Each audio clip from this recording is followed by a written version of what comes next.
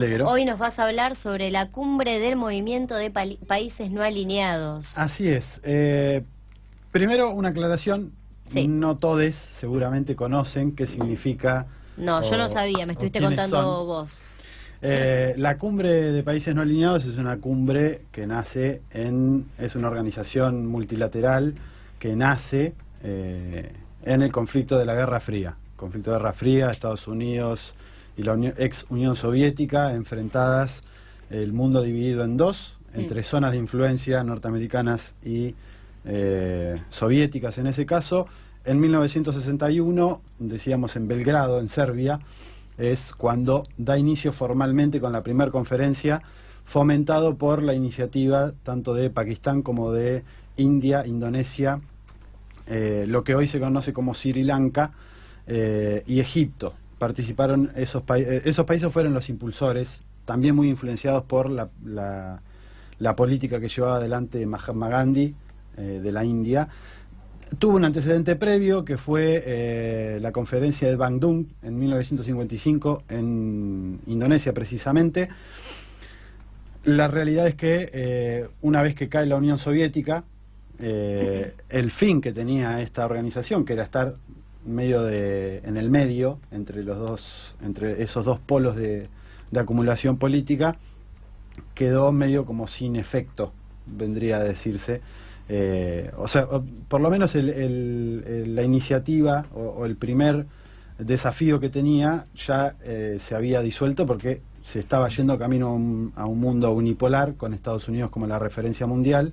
Esto después del 91, cuando cae la Unión Soviética. Esto surge con algunos principios que después se implementan en la Carta de Naciones Unidas.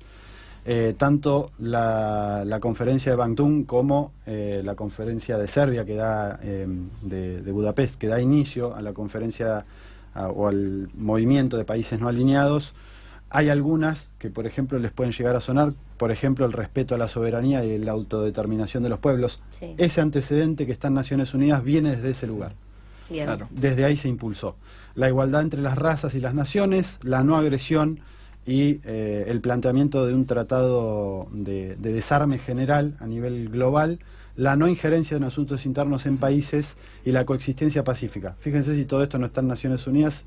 Bueno, el antecedente desde donde surge es precisamente la conformación de los países no alineados, que a lo largo de la historia tuvieron diferentes posicionamientos, claro, siempre tratando de mediar. Hay una conferencia muy emblemática en Naciones Unidas precisamente, donde Fidel Castro habla como representante del movimiento de países no alineados. Es un discurso bastante interesante. Si no me equivoco, es en el 70 y pico. Está bueno, si quieren buscarlo, ponen Fidel Castro, ONU, países no alineados, y les va a salir.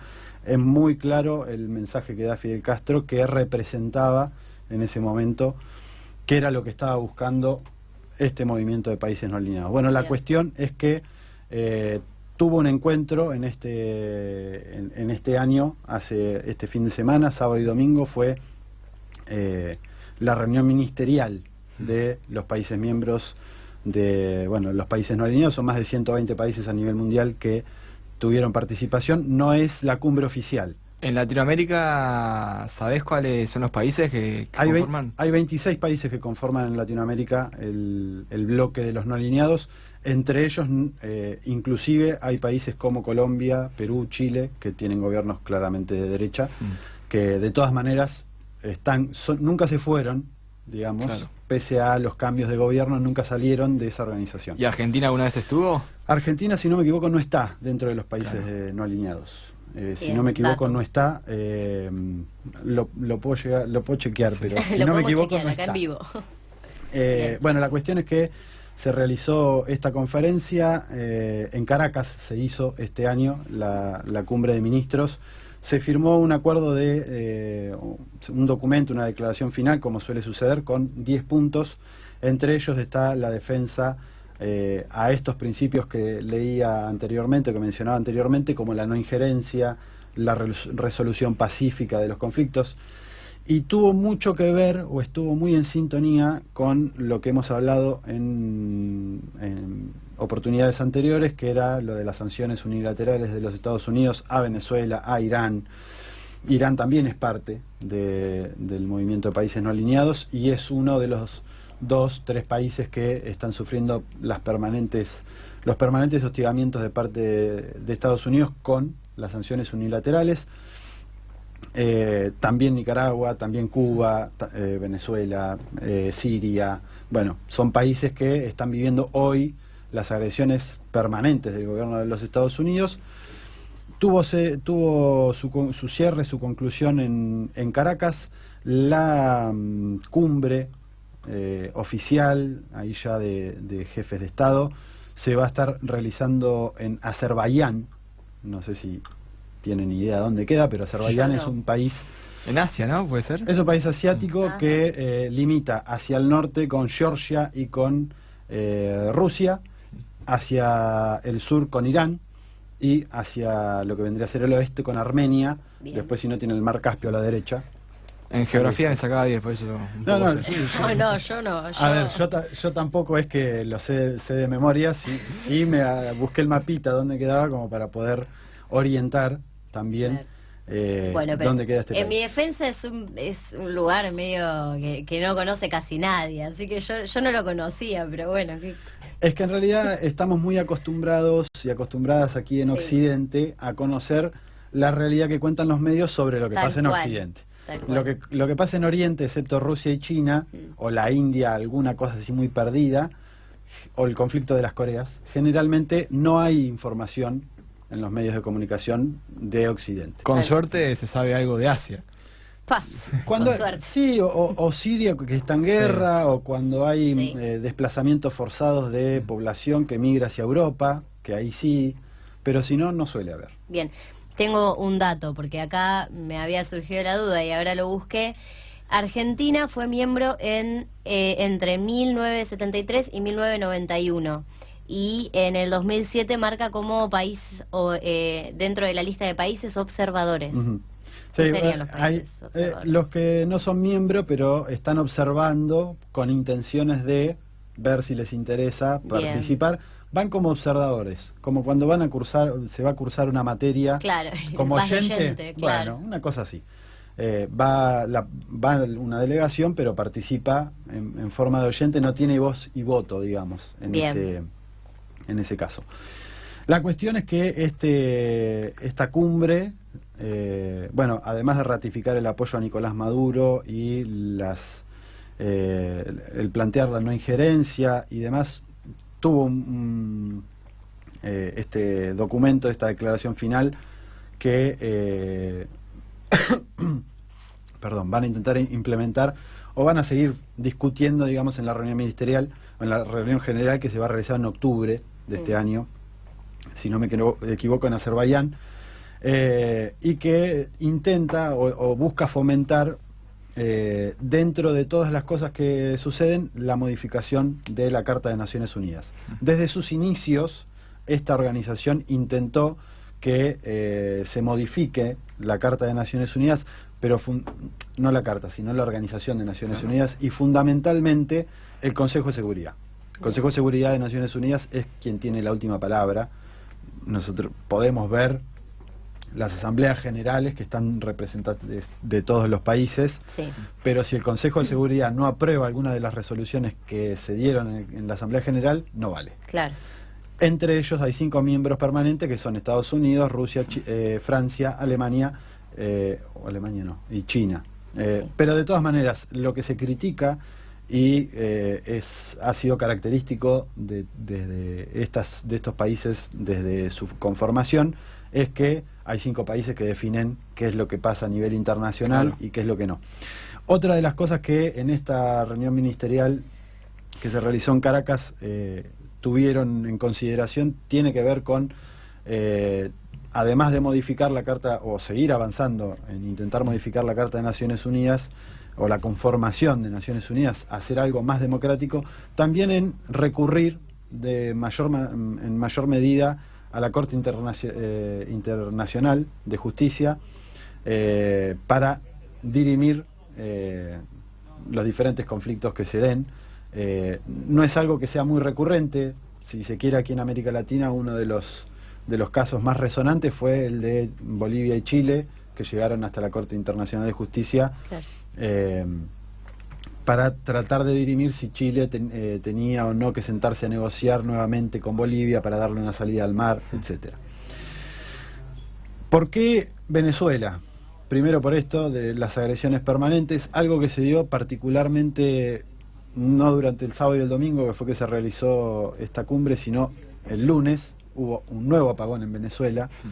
Nuevamente desde el oficialismo salieron a plantear que había sido, en este caso, que había indicios de descargas electromagnéticas sobre el sistema eléctrico, lo que había generado este apagón. Al día de la fecha ya creo que está restituido casi todo el servicio eléctrico en Venezuela, pero que dejó, así como el 7 de marzo, si no me equivoco, y el 25 de marzo también, creo que fue, que fueron los dos apagones que se vivieron en Venezuela, que tuvieron a los venezolanos durante más de una semana, en un primer momento sin electricidad. Bueno, en este caso se vuelve a repetir, y también se da en un contexto donde en estos días el canciller ruso, Sergei Lavrov, está de visita aquí en nuestro país. En nuestra América, ¿no? En nuestro país okay, no. Okay. Es raro que Lavrov no raro, pero no, hoy por hoy no es de la zona de influencia con los que mejor vínculo tenga, claro, el presidente Mauricio Macri. No. Sí, estuvo de visita en Cuba hoy y mañana. Después va a pasar por Brasil, donde ahí está la cumbre del BRICS que se va a realizar. El BRICS es también un organismo multilateral, sí, que tiene a Brasil, a Rusia, a la India, a China y a Sudáfrica como miembros. Bueno, esto después, obviamente, del cambio de gobierno en Brasil, medio que desinfló también, sí, la cuestión, pero de todas maneras Brasil sigue estando dentro. Esto lo charlábamos cuando hablábamos de Brasil, de las pujas que había incluso al interno, claro, Bolsonaro más ligado a los norteamericanos, claro, Moró, su vicepresidente, diciendo no, de acá no nos vamos, China y Rusia van a ser el futuro en términos económicos, claro, bueno, Lavrov está de visita aquí, pero unos días antes de venir para nuestro continente tuvo una entrevista con medios rusos, fundamentalmente con RT en español. Se publicó la nota donde Lavrov nuevamente volvió a hablar de la no injerencia y habló de la disconformidad o de este tipo de uso a discreción de las sanciones unilaterales por parte de Estados Unidos para con los países que no se alinean con lo que ellos quieren. En lo rescatable de toda la intervención o toda la entrevista a Lavrov tiene que ver con que, entre otras cosas, dijo Estados Unidos se va a tener que acostumbrar a que el mundo cambió, a que vamos hacia un mundo multipolar o estamos en esa sintonía. Y al igual, lo traigo a colación porque al igual que lo que plantearon los países del movimiento de países no alineados, valga la redundancia, tiene que ver con esta cuestión de fomentar el multilateralismo, de precisamente recurrir a las cortes internacionales para litigar contra las sanciones unilaterales o contra las intervenciones directamente, como lo que sucede en Siria, y de ahí viene la complejidad también de intentar avanzar en la modificación de las reglas de las Naciones Unidas, intentando hacer algo que sea un poco más democrático, valga como se diría.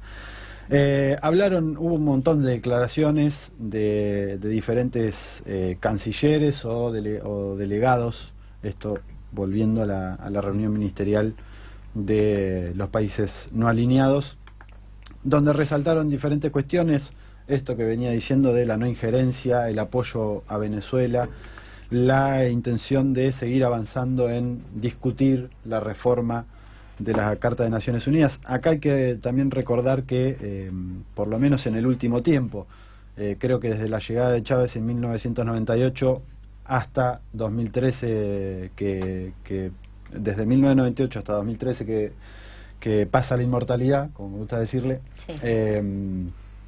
siempre manifestó que el formato que tiene Naciones Unidas está caduco, que lo único que sirve hoy es para que una vez al año se junten los primeros ministros o los presidentes, pero que después, en definitiva, en tanto y en cuanto no se modifique lo que sucede en el Consejo de Seguridad y quienes toman las decisiones dentro del Consejo de Seguridad, lo que va a terminar pasando es que las decisiones van a seguir concentradas en esos 5 países, o 6 o 7 los que estén dentro del Consejo, pero no una decisión democrática como sería la de que la Asamblea General tenga el peso para decidir sobre diferentes cuestiones. Bien, Nico, ¿algo que tengas para decirnos para ya ir cerrando esta tanda? Lo interesante va a ser ver de acá hasta la cumbre de octubre en Azerbaiyán cómo va a seguir avanzando, si bien es un tema que venía medio como relegado, la cumbre de países no alineados. Hoy, en la disputa comercial, esto también lo hemos hablado entre Estados Unidos y China, vuelve a tener un cierto peso, una cierta importancia este movimiento de países no alineados, que lo que busca es ni estar con unos ni estar con otros, sino que haya una convivencia pacífica. Una tercera posición. Claro. Exactamente, medio peronista. Sí, Sí, ¿no? Sí, exactamente. Bueno, muchísimas gracias a nuestro querido San Pedro por habernos acompañado una vez más.